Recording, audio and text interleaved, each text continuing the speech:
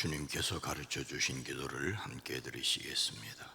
하늘에 계신 우리 아버지여, 이름이 거룩히 여김을 받으시오며 나라가 임하시오며 뜻이 하늘에서 이루어진 것 같이 땅에서도 이루어지이다. 오늘 우리에게 일용할 양식을 주시옵고 우리가 우리에게 죄 지은 자를 사하여 준 것 같이 우리 죄를 사하여 주시옵고 우리를 시험에 들게 하지 마시옵고 다만 악에서 구하시옵소서. 나라와 권세와 영광이 아버지께 영원히 있사옵나이다. 아멘. 거룩하신 하나님, 자비로우신 주여, 하나님의 거룩하심을 닮아 세상과 구별되게 하라 하시되 우리의 힘, 우리의 능력, 우리의 지혜가 아닙니다. 주의 사랑으로, 주의 은혜로 우리를 늘 더딥혀 주시고 주의 그 은혜를 깨달아 아는 믿음을 더하여 주시옵소서. 주여, 우리의 연약함과 어리석은 것과 부족함을 고백합니다. 주의 능력을 힘입게 하옵소서. 탁월하게 하시는 능력을 힘입는 사랑하는 자녀 손들이 되어지게 하옵소서. 오랜 기도, 간절한 기도 1000번제를 주여 받으시옵소서. 응답하여 주시옵소서. 자녀들에게 믿음을 더하시옵소서. 우리의 안고 섬과 나가고 들어감을 주께 의탁합니다. 주의 손으로도 오사 환난에서 벗어나 근심이 없게 하옵소서. 우리의 가정사, 우리의 직장, 사업장의 일들을 주께 맡겨드립니다. 주여 보호하여 주시옵소서. 주여 인도하여 주시옵소서. 돕는 손길을 더하여 주시옵소서. 이 땅 대한민국 정치, 경제, 사회, 문화, 국방, 외교를 지켜 주시옵소서. 주의 이름이 이 땅을 통하여 세계 만방에 전파되어지게 하옵소서.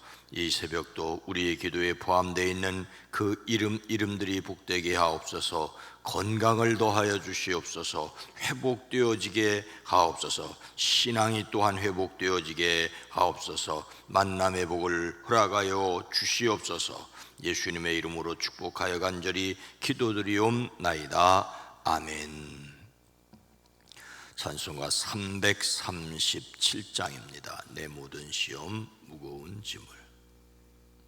찬송가 337장입니다.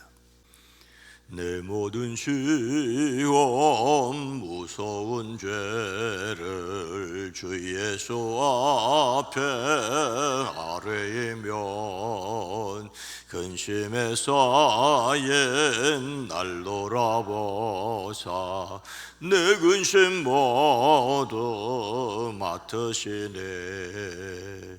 무거운 짐을 나 홀로 지고 견디다 못해 쓰러질 때 불쌍히 여겨 구원해 주리. 은혜의 주님 오직 예수. 내 모든 괴로움 닥치는 환난 주 예수 앞에 아뢰이면 주께서 죄는 알고 해주사 넓으신 사랑 베푸시네. 무거운 짐을 나 홀로 지고 견디다 못해 쓰러질 때 불쌍히 여겨 구원해 주리. 은혜의 주님 오직 예수. 내 짐이 점점 무거워질 때 주 예수 앞에 아뢰이면 주께서 죄는 알고 해주사 내 대신 짐을 져주시네. 무거운 짐을 나 홀로 지고 견디다 못해 쓰러질 때 불쌍히 여겨 구원의 저리 은혜의 전에 오직 예수 마음의 시험 무서운 죄를 주 예수 앞에 아뢰면 예수는 나의 능력이 되사 세상을 해결함주시네 무거운 짐을 나홀로 지고 견디다 못해 쓰러질 때 불쌍히 여겨 구원의 저리 은혜의 전임 오직 예수. 아멘. 요한복음 8장 6절로 9절 말씀입니다. 신약성경 157면입니다. 요한복음 8장 6절로 9절입니다. 요한복음 8장 6절로 9절 말씀을 함께 읽습니다. 그들이 이렇게 말함은 고소할 조건을 얻고자 하여 예수를 시험함이로라. 예수께서 몸을 굽히사 손가락으로 땅에 쓰시니 그들이 묻기를 맞이 아니하는지라. 이에 일어나 이르시되 너희 중에 죄 없는 자가 먼저 돌로 치라 하시고 다시 몸을 굽혀 손가락으로 땅에 쓰시니 그들이 이 말씀을 듣고 양심의 가책을 느껴 어른으로 시작하여 젊은이까지 하나씩 하나씩 나가고 오직 예수와 그 가운데 섰는 여자만 남았더라. 아멘. 오늘도 예수님의 이름으로 행복하시기를 축복합니다. 예수님께서 감람산 올리브산으로 가셨습니다. 예루살렘 동쪽에 있는 이 산은 그 아래 시내가 흐르는 기드론 골짜기가 있고 올리브나무가 무성했습니다. 예수님께서 예루살렘에 계실 때 이곳을 즐겨 찾으셨는데 이곳은 숙소라기보다는 기도하는 곳이었습니다. 하나님과 늘 친밀한 교제를 가져야 할 것을 예수님께서 보여주셨습니다. 그리고 이른 아침에 다시 성전으로 가시니 많은 백성이 모여들어 그들을 가르치십니다. 예수님은 사람들을 가르치시는데 열정을 지니셨습니다. 지난밤 감람산에서 기도하시고 날이 새자 성전으로 나아오셨습니다. 죽이려는 사람들이 있다는 것을 알면서도 성전에 나오십니다. 그것은 배우려는 사람들이 있었기 때문이었지요. 그때 율법학자들과 바리새파 사람들이 가늠하다 잡힌 여자를 끌고 와서 가운데 세웠습니다. 그들은 율법에 박식한 율법학자들을 주축으로 한 바리새인들 무리였습니다. 그들은 제7계명을 어긴 사람을 끌고 왔습니다.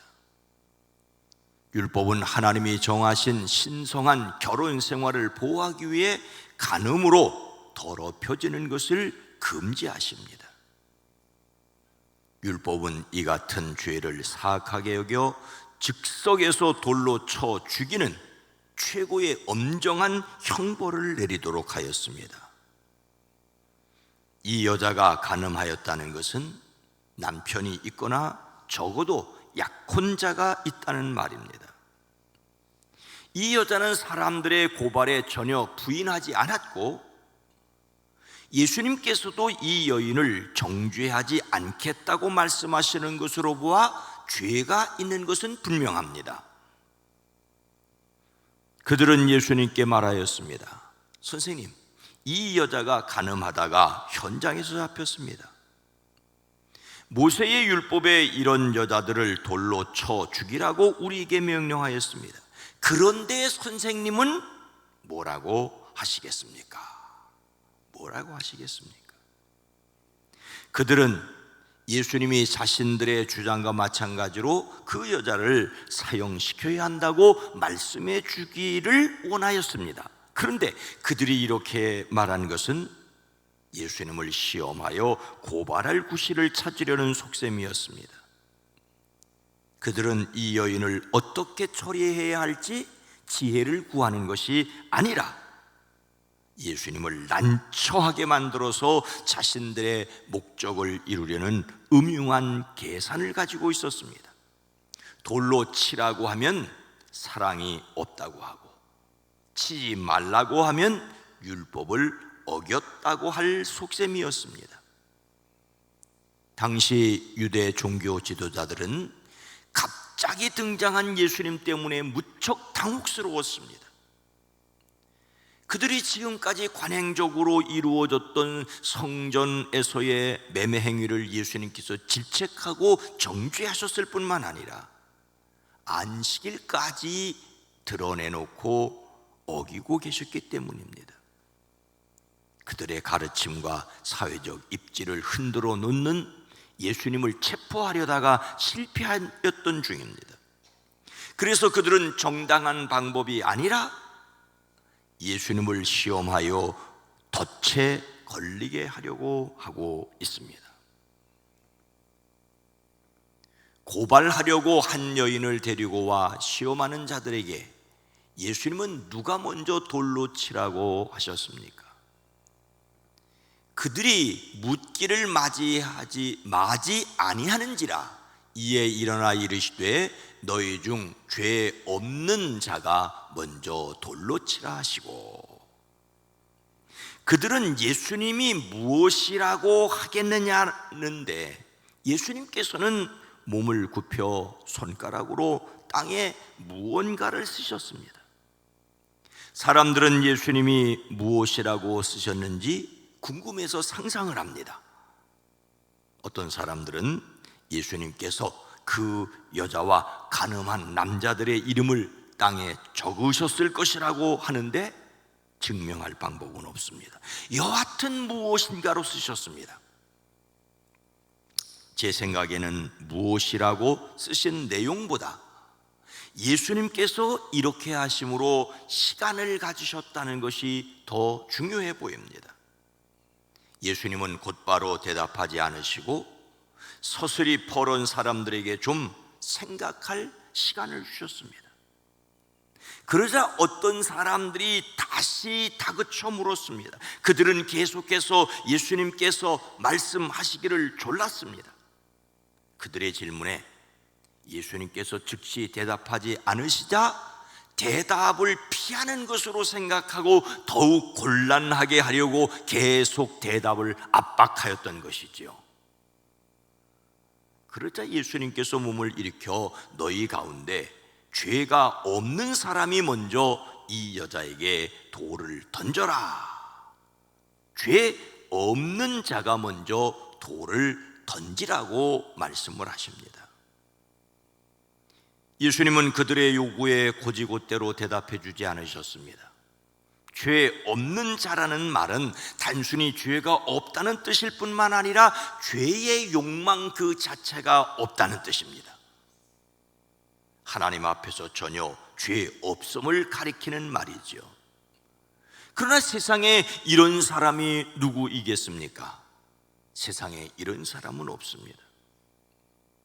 예수님께서 이렇게 말씀하심으로 자신들의 죄에 대해서는 한없이 너그러우면서도 남의 죄에 대해서는 함부로 비판하고 일방적으로 몰아붙이지는 그들을 꾸짖고 계십니다.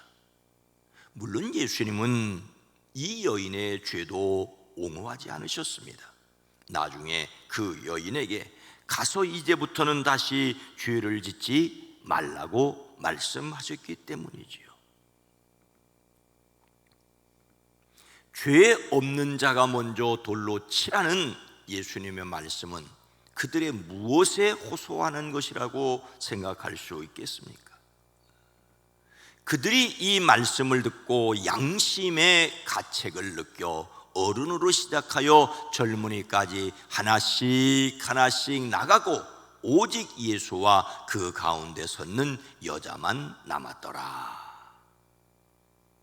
그들이 다그쳐 물을 때 예수님께서는 땅에 무엇이라고 적고 계셨습니다. 일어나 그들에게 죄가 없는 사람이 먼저 돌을 던져라고 말씀하신 다음에도 다시 몸을 굽혀 땅에 계속 무엇인가를 쓰셨습니다. 역시 무엇라고 쓰셨는지 그 내용은 알 수 없습니다. 그러나 역시 그들에게 생각할 시간을, 여유를 주셨다고 볼 수 있습니다. 오늘 말씀은 그들이 양심의 가책을 느꼈다고 말씀하고 있습니다. 예수님의 말씀이 고발자들의 양심을 움직이게 한 것과 그들이 모두 어른으로부터 시작하여 젊은이들까지 한 사람씩 모두 물러가게 된 이유를 설명합니다. 그들은 이미 예수님을 잡으려고 성전 경비병을 보냈었습니다. 그런데 아직은 양심이 조금은 남아 있었습니다. 죄 없는 자같이라는 말에 움찔하였습니다. 그들은 양심의 가책을 느꼈고 예수님 앞에서 어른들이 먼저 양심을 가책을 느꼈고 한 사람 한 사람 떠났자 젊은이들도 한 사람 한 사람 그 뒤를 따라 떠나게 되었습니다. 양심은 사람의 깊은 곳을 살피는 하나님의 등불이라고 할 수 있습니다. 이것이 제대로 작동되는 사람은 잘못했을 때 스스로를 책망합니다. 더 이상 염치 없는 상태에 머물러 있을 수가 없지요. 살기가 등등했던 그들이었지만 슬금슬금 자리를 뜨고 말았습니다. 예수님께서는 그들의 요구에 곧바로 대답하지 않고 땅에 글씨를 쓰면서 그들에게 생각할 기회를 주셨습니다. 죄 없는 자가 돌로 치라고 말씀하시고 나서도 다시 땅에 글을 쓰시면서 그들에게 자신을 돌아볼 수 있는 여유를 갖게 하셨습니다. 사람의 양심이 작동하게 하는 것은 매우 중요합니다. 이것이 옳은 방법입니다. 정의롭게 산다는 것은 항상 즉각 응답하고 신속하게 행동하는 것만은 아닙니다. 아무리 옳은 일이라도 그런 방법을 사용하면 어떻게 되겠습니까? 옳은 일은 옳은 방법으로 해야 합니다. 그래서 정의 실현을 위해서 다른 사람의 말이나 행동을 기다려주는 것도 필요합니다. 서두르면 정의를 위한다며 불의를 행할 수가 있기 때문이죠. 양심의 가책을 느낄 수 있다면 아직 희망이 있습니다. 자신의 양심이 무디어지지 않도록 힘써야 할 것은 무엇이겠습니까? 하나님께서는 사도 바울을 통하여 에베소 교회에 이렇게 말씀하십니다. 그들의 총명이 어두워지고 그들 가운데 있는 무지함과 그들의 마음이 굳어짐으로 말미암아 하나님의 생명에서 떠나 있도다. 사도 바울은 에베소 교회에 그러므로 나는 주님 안에서 간곡히 권고합니다. 이제부터 여러분은 이방 사람들이 허망한 생각으로 살아가는 것 같이 살아가지 마십시오. 허망한 생각으로 산다는 것은 무지와 마음의 완고함 때문에 지각이 어두워지고 하나님의 생명에서 떠나 있는 것입니다. 그것을 어떻게 알 수 있습니까? 수치의 감각을 잃고 자신들의 몸을 방탕에 내맡기고 탐욕을 부리며 모든 더러운 일을 하는 것을 보면 알 수 있습니다. 공자도 사람에게는 기본적으로 부끄러워하는 수호지심이 있다고 했는데 성경적으로 타락한 양심에도 하나님의 흔적은 남아있어 하나님의 형상을 향하도록 하는데 그것조차 완전히 마비되게 되면 하나님과 관계없는 하나님의 생명에서 떠나게 되는 것입니다. 우리는 마음의 영을 새롭게 하여 하나님의 형상을 따라 참 의로움과 참 거룩함으로 지으심을 받은 새 사람을 입어야 합니다. 즉 예수의 영으로 늘 충만하기를 사모하고 소망해야 합니다. 성령 충만은 예수님으로 충만해지는 것입니다. 예수님을 닮는 성품으로서 정의는 정죄하는 것이 아니라 기다림과 용서로 용서의 양심을 깨우는 것이라고 할 수가 있습니다.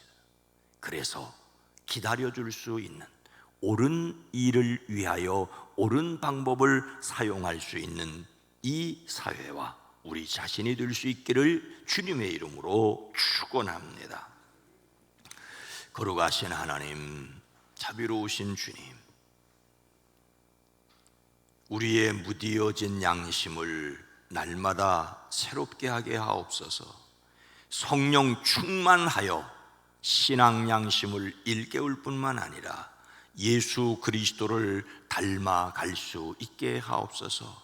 우리의 보는 것과 우리의 듣는 것과 우리의 마음이 원하는 것들이 예수님을 닮아가기보다는 세상을 닮아가게 하고, 이래서 근심하고 저래서 걱정하고 두려워함으로 우리의 양심까지 무디어지기 쉬운 세상을 살아가고 있습니다. 성령이 지배하는 우리의 생각과 지각과 양심이 되어지게 하옵소서. 이 양심을 일깨워 하나님께로 돌아오는 세상이 되어지게 하옵소서. 오늘도 살아가는 성도들의 가정, 일터, 세상사, 거기에 하나님이 함께 계셔서 친히 일하시는 것을 보고 깨닫게 하옵소서. 예수님의 이름으로 기도드립니다. 아멘. 내일 새벽에 새벽 예배 후에 비가 오지 않으면 좀 화단에 잡초를 정리하려고 합니다.